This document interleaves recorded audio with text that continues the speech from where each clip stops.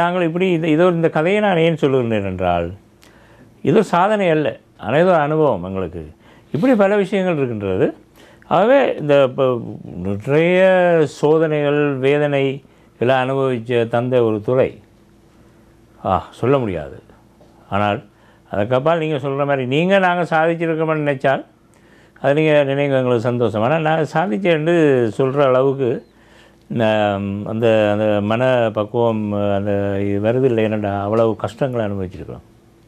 இல்லை, கஷ்டப்படாமல் எந்த ஒரு துறையும் முன்னேற முடியாது. நீங்கள் அதை ஏற்றுக்கொள்ளாவிட்டாலும் கூட, அது உங்களுடைய பெருந்தன்மை நீங்கள் ஏற்றுக்கொள்ளாவிட்டாலும் கூட, இன்று ஒரு நாடறிந்த இந்த கனடா தவிர்ந்த இந்தியாவிலும் இலங்கையிலும் பல்வேறு நாடுகளிலும் பேசப்படுகின்ற ஒரு பத்திரிகையாக உதயன் இருக்கிறது ஒரு சாதனை தான். இன்னும் ஒன்றை நான் இந்த இடத்திலே தமிழ் வாயின் தொலைக்காட்சியை பார்த்து கொண்டு எங்களுடைய உறவுகளுக்காக சொல்ல வேண்டும். நான் ஒரு முறை வாகனத்திலே பயணித்து கொண்டிருக்கின்ற போது ஒரு தொலைக்காட்சி ஒரு வானொலி நிகழ்ச்சியை கேட்டுக்கொண்டிருந்தேன். அந்த வானொலி நிகழ்ச்சியில் எங்கோ அதாவது இந்தியாவில் நடைபெறுகின்ற மகாநாடு பற்றிய கலந்துரையாடல் போய்கிட்டு அதிலே உங்களுடைய பேர் பிரஸ்தாபிக்கப்படுகிறது. வருடம் தவறாமல் இந்த மாநாட்டிற்கு உதயன் பத்திரிகை ஆசிரியர் ஆசிரியர் லோகேந்திரலிங்கம் அவர்கள் வந்து விடுவார்கள். இன்றும் அவர் இந்த அரங்கத்தில் இருக்கிறார் என்று சொன்ன எனக்கு கொஞ்சம் சந்தோஷமாக இருந்தது. அப்படி அதை நீங்கள் கேட்கின்ற வாய்ப்பு உங்களுக்கு கிட்டியிருக்குமோ தெரியாது. அதை அப்படி பல ஆகவே இந்த ஒரு பத்திரிகையாளன் என்பது ஒரு சாதாரண விஷயம் இல்லை. முன்பு சொல்வார்கள், ஒரு அரசனுடைய கையில் இருக்கின்ற எழுத்தாணியை விட வாளை விட எழுத்தாளனுடைய பேனா சக்தி வாய்ந்தது என்று. ஆகவே 17 ஆண்டுகள் ஒரு பத்திரிகை துறையில் ஆசிரியராக தலையங்கங்கள் எழுதி கொண்டிருப்பது சாதாரண விஷயம் இல்லை. நீங்கள் இந்த துறையிலே பல்வேறு நல்ல விஷயங்கள் இப்பொழுது அண்மையிலே நாங்கள் அறிகிறோம். நீங்கள் இணைந்து உங்களுடைய நண்பர் குழாமோடு வன்னியிலே துன்பப்படுற மக்களுக்கான ஒரு உதவியை செய்ய வேண்டும் என்று நீங்கள் முன்வந்து அந்த திட்டத்தை பற்றியும் அதனுடைய வெற்றி பற்றியும் கொஞ்சம் சொல்லுங்களேன். அது இப்போ எங்கள்கிட்ட என்னோடும் எனக்கு நண்பர்கள்ட்ட இந்த இயல்பாகவே இருந்த அது ஒரு விருப்பமான விஷயம். கஷ்டப்படுறார்கள், இப்படி பல பேர் இருக்கிறோம் இங்கே. இப்போ எங்களும் பார்க்க பெரிய உதவிகள் செய்கிற இருக்கிறார்கள். அப்போ நாங்கள் இந்த டொரண்டோ வாய்ஸ் ஆஃப் ஹியூமனிட்டி என்ற ஒரு மனிதநேய அமைப்பு ஒன்று ஆரம்பித்தோம். அதன் மூலம் என்ன செய்யலாம் என்று செய்ய நாங்கள் ஒரு நாட்டிய நிகழ்ச்சி நடத்தி யாழ்ப்பாண பல்கலைக்கழக துணைவேந்தர் நிதியத்துக்கு அனுப்பினோம். அந்த நிதியம் நாங்கள் 4 லட்சம் ரூபாய் அங்கத்தைய பணம்.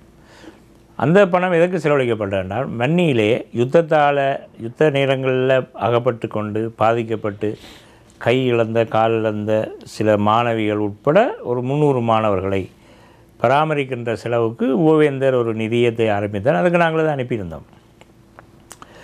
அது ஓரளவு பயன்பட்டுருக்கு. அதுக்கு பிறகு ஒரு அவசர இந்த வன்னியில் இந்த மழை காலங்களில் மற்ற நேரங்களில் பாம்பு கடியால் கஷ்டப்படுற ஆக்களை உடனடியாக ஒரு வைத்தியசாலைகளை வைத்தியர்கிட்ட கொண்டு போக முடியாமல் எத்தனையோ பேர் இடையிலே செத்துருக்கலாம். அப்போ அவைக்கு ஒரு வாகனம் தேவைப்படும் என்று சொல்லி அப்போ நானும் முக்கியமாக துர்ராஜா, விஎஸ் துர்ராஜா அவர் நாங்கள் எல்லாம் சேர்ந்து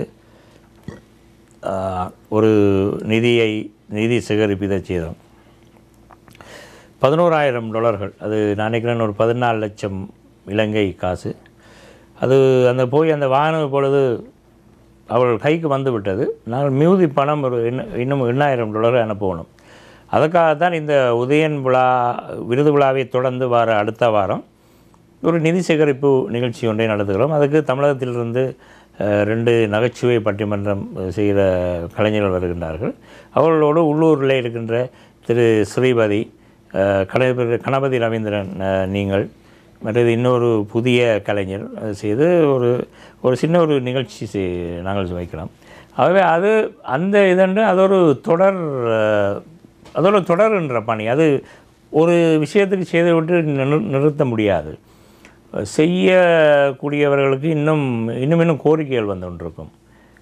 அதுக்கு 2,000 வேணும், இதுக்கு 3,000 வேணும் இல்லாமல் அதுக்கு தயாராக இருக்கணும். அந்த மாதிரி விஷயங்களுக்கு கனடாவில் இருக்கிற தமிழ் மக்களும் உலகம் இருக்கிற தமிழ் மக்களும் உதவணும். எங்களுக்கு மட்டும் இல்லை, ஒவ்வொரு அமைப்புகளுக்கு உதவினால் அது பிரயோசனமாக இருக்கும். ஆகவே நீங்கள் சொன்ன மாதிரி அந்தந்த பணிகளில் நாங்கள் ஈடுபட்டிருக்கிறோம். உண்மைதான். நாங்கள் இப்பொழுது இந்த செவியினுடைய நிறைவு பகுதிக்கு வருகின்ற வழியில் எனக்கு ஒரு ஞாபகம் வருகிறது. உங்களுடைய அருமை நண்பர் கவிப்பேரரசு வைரமுத்து அவர்கள் தன்னுடைய செவி ஒன்றிலே சொல்லியிருந்தார், நான் உலகமெங்கும் பறந்து என்னுடைய பணிகளை ஆற்றுவதற்கு முழுமுதல் காரணம் என்னுடைய துணைவி மனோன்மணி தான். அவர் வீட்டிலே எனக்கு பொன்மணி அவர்கள் வீட்டை தன்னுடைய தலைமையிலே தாங்கி கொண்டு அந்த பணிகளை செய்வதனால் தான் நான் இவ்வளவு சுதந்திரமாக இந்த பணிகளை செய்யக்கூடியதாக இருக்கிறது. அந்த கூற்று நிச்சயமாக உங்களுக்கும் பொருந்தும். ஏனென்றால் நீங்கள் வருடத்தில் 2 அல்லது 3 தலைவர்களுக்கு மேல் நீங்கள் பயணிக்கின்ற, ஆகவே இவ்வளவு ஒரு பெரிய நிறுவனத்தை, இவ்வளவு ஒரு பெரிய பத்திரிகை காரியாலயத்தை நீங்கள் விட்டு நீங்கள் சென்று விட்டால் கூட எந்தவித தளம்பலம் இல்லாமல் இந்த பத்திரிகை தொடர்ந்து நடைபெறுவது என்றால் அதற்கு திருமதி பத்மா லோகிந்தலிங்கம் அவருடைய பங்களிப்பு என்பது மிகப்படுத்த முடியாத ஒரு மிகச்சிறந்த சாதனை என்று நாங்கள் கருதுகிறோம். அந்த வகையில் நீங்கள் அவருடைய அந்த பங்களிப்பை பற்றி என்ன கூற விரும்புகிறீர்கள் எங்களுடைய மாயன் தொலைக்காட்சி நேயர்களுக்காக? ரவி, அது நீங்கள் சொல்கிறது உண்மை. அது ஏனென்றால் நான் இங்கே இல்லாத நேரங்களில் அவள் தான் அந்த என்னுடைய பொறுப்பிலிருந்து அலுவலகத்தை நடத்துகிற வழக்கம். நிறைய ஒரு நிர்வாகம் லேசான விஷயம் இல்லை. பணம், செய்திகள், விஷயங்கள், தொலைபேசி அழைப்புகள் அப்படியெல்லாம் இருக்கும். இங்கே இருக்கிற எங்களுடைய இங்கே அலுவலகத்தில் வேலை செய்கின்றவர்கள், கிராஃபிக்ஸ் செய்கின்றவர்கள் எல்லாரையும் மேற்பார்வை செய்யணும். இப்போ நானும் அங்கேருந்து வேலை செய்து கொண்டிருப்பேன். நான் இருந்தும் நான் போனால் இங்கே புது புது செய்தியெல்லாம் பெறும். இப்போ இந்தியாவுக்கு போனால் இப்போ நான் இங்கே இல்லைன்றது உதயனில் தெரிய வரும். அது நான் ஏன் செய்கிறேன்னா செய்ய போகணும். வேண்டா நாங்கள் அதையே நான் செய்கிறேன்டா நீங்கள் சொன்ன மாதிரி. இப்போ இந்த மாயன் தொலைக்காட்சி கூட பல்வேறு நாடுகளில் தளங்களை உருவாக்கணும். இப்போ இங்கே நாங்கள் இல்லை. அது மாதிரி நானும் பார்க்குறேன்னா நாங்கள் ஒவ்வொரு இடங்களில் நாங்கள் தளங்களை உருவாக்கணும். இப்போ எனக்கு இப்போ ஜூலையில் கவிப்பேரரசு வைரமுத்து அவர்களுடைய ஒரு பெரிய விழா சுவிட்சர்லாந்துக்கு என்னை அழைத்திருக்கிறார்கள் உரையாற்றுவதற்கு. அந்த தளங்களை நாங்கள் அங்கே விரிவாக்கி இருக்கிறோம். அதே மாதிரி எந்த ஊடகமும் அதை செய்யவும் நாங்கள் ஒரு இடத்துல இருந்து கொண்டு நான் செய்ய முடியாது கூடாது.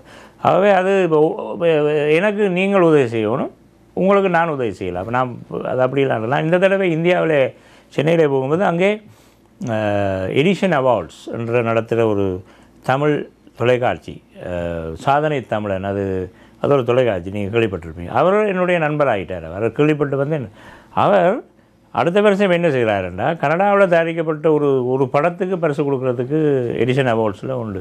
இந்த தடவை அந்த எடிஷன் அவார்ட்ஸில் சிறந்த நடிகர் விக்ரம் அந்த விருது வாங்கும் பொழுது நான் அங்கே இல்லை. ஆனால் அது சம்மந்தமான விஷயங்கள்லாம் எங்களுக்கு வந்திருக்கு. விவகார தொடர்புகளை ஏற்படுத்த வேணும். அப்போ நான் இந்தியாவில் வெளிநாடுகளுக்கு நான் தென்னாப்பிரிக்கா, மலேசியா எல்லாம் போகின்ற பொழுதெல்லாம் அவர் என்னுடைய துணைவியார் பிள்ளைகளோடு இருந்து அதை செய்வார். அது நான் நன்றியோடு அந்த நேரம் இதை பார்க்குறேன். நான் அந்த நேரம் நல்லது. நிறைவாக உங்களுடைய இந்த பயணங்கள் மீண்டும் ஒரு நீண்ட தொலைவு நடைபெற வேண்டும். எல்லோருக்கும் பயனுள்ள பத்திரிகையாக இப்பொழுது இருப்பதை போல என்றும் அது இருக்க வேண்டும் என்று கூறிக்கொண்டு நிறைவாக தமிழ் மாயன் தொலைக்காட்சி நேயர்களுக்கு நீங்கள் என்ன சொல்ல விரும்புகிறீர்கள்?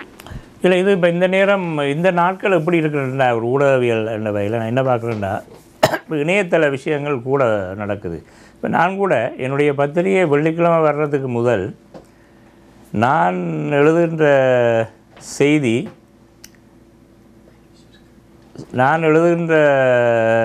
செய்திகளோ விஷயங்களோ ஆசிரியர் தலையங்கமோ இணையதளங்களில் முதலே வந்துடும். என்னடா அது வரைக்கும் பார்த்துடும். என்ன நான் உடனே இந்த இரவு டைப் பண்ணால் அது சம்மந்தப்பட்ட இணையதளங்களுக்கு அனுப்பி ஃபேஸ்புக்கில் அப்படிலாம் போகிறேன். அதை போல் உங்களுடைய மாயன் தொலைக்காட்சி போன்ற இணையதளத்தை நான் வீட்டில் கம்ப்யூட்டர் முன்னால் இருந்து அல்லது நீங்கள் சொன்ன மாதிரி ஐபிடிவி இருந்து பார்க்கலாம். அப்போ அது ஒரு வாய்ப்பு இருக்குது. ஆகவே உங்கள் நேயர்களுக்கு நான் இதான் சொல்கிறேன், நீங்கள் மிக இலகுவாக உலகத்தை காணக்கூடிய விஷயங்களை கொண்டு வர ஒரு தொலைக்காட்சி மாயன் தொலைக்காட்சியோடு நீங்கள் இணைந்திருக்கிறீர்கள். அந்த மாயன் தொலைக்காட்சி இன்று எனக்கு தருகின்ற சந்தர்ப்பம் என்பது எங்களுடைய பத்திரிகை 17 வருடங்களாக இந்த நாட்டில் என்ன வெளிநாடுகள் எல்லாம் அறியப்பட்ட ஒன்றாக இருந்தாலும் இந்த தொலைக்காட்சி ஊடாக உங்களுடைய நேயர்களை அவர்களோடு உரையாடுவதை, உங்கள் கேள்விகளுக்கு நான் பதில் சொல்வதை மகிழ்ச்சியோடு பார்க்குறேன். நான் நல்லது. திரு ஆர்.என். லோகிந்தலிங்கம் அவர்களே, இதுவரை நாங்கள் உங்களுடைய பத்திரிகையின் ஆரம்பம், வளர்ச்சி, அதனுடைய முயற்சி, அது எடுத்திருக்கின்ற விருது விழாக்கள் பற்றியெல்லாம் நிறையவே பேசினோம். இதுக்கு சற்று மாறான கேள்வியாக இருந்தாலும் ஒரு நீண்டகால பத்திரிகையாளர் என்ற வகையிலும் இந்த சமூகத்தை ஒரு சமூக நோக்கோடு ஒரு உணர்வோடும் பற்றோடும் பார்க்கின்ற ஒரு பார்வையாளர் என்ற வகையிலும் இன்றைய காலகட்டத்தில் கனடாவில் இருக்கக்கூடிய ஊடகங்களுடைய பங்களிப்பு என்பது இந்த தமிழ் மக்கள் சார்ந்த வகையில் எந்த அளவு பயனுள்ளதாக பயன்படுத்தப்படுகிறது என்று நீங்கள் கருதுகிறீர்கள்? இல்லை, இப்போ நானொரு பத்திரிகையாளர் வகையில் எப்படி பார்க்குறேன்னா, எங்களுடைய போராட்டம், அதாவது எங்களுடைய மக்களுடைய விடுதலைக்காக ஒரு புது வடிவம் கொடுத்து எழுச்சியுற்ற அந்த போராட்டம் இப்பொழுது அந்த வீரம் எல்லாம் பறிக்கப்பட்டிருக்கு. நான் சொல்லுவேன், அந்த வீரத்தை இவர்கள் இழக்கவில்லை, பறிக்கப்பட்டிருக்கு, சதி செய்து பறிக்கப்பட்டிருக்கு. அது பெரிய ஒரு வருத்தத்துக்குரிய விஷயம். ஆனால் இப்போ அதுக்கு பிறகு அதனை தொடர்ந்து உலகளவில் தமிழர்கள் மத்தியிலே ஒரு விழிப்புணர்ச்சியோடு ஒரு வேறு மாதிரி ஒரு வடிவம் வேறுமென்று பார்த்தா அது அப்படி இல்லை. அரசியலுக்குள் அரசியல் இருக்கிற மாதிரி இருக்குது, அரசியலுக்குள் அரசியல்.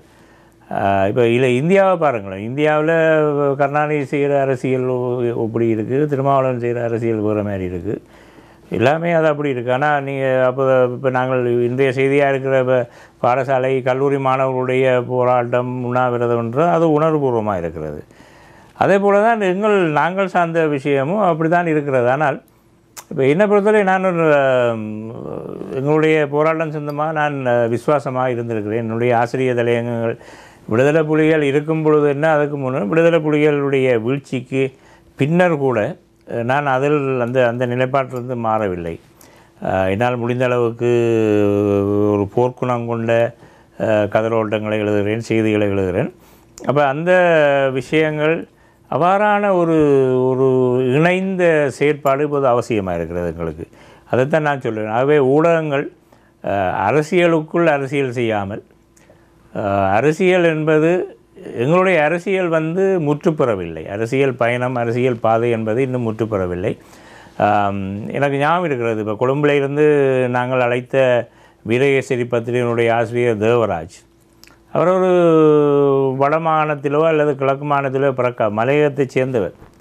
ஆனால் அவர் தமிழ் தேசியத்தின் மீது வச்சிருக்கின்ற பற்று இன்னும் இப்போ நேற்று கூட அவர் யாழ்ப்பாணத்திலே நேற்று கடந்த வாரம் யாழ்ப்பாணத்திலே சர்வதேச மகளிர் தின விழா சம்பந்தமாக பேசிய பொழுது அவர் தமிழ் தேசியத்தை பற்றி தான் அதுக்கு சேர்த்து பேசுகிறேன். தமிழ், அதாவது எங்களை தமிழினம் அப்படியே சைவருக்கு நிலமட்டத்துக்கு கொண்டு வர அளவுக்கு தான் உலக அளவிலே வேலைகள் நடைபெறுகின்றன என்று அவர் ஒழுங்காக அழகாக சொல்லியிருக்கிறார்.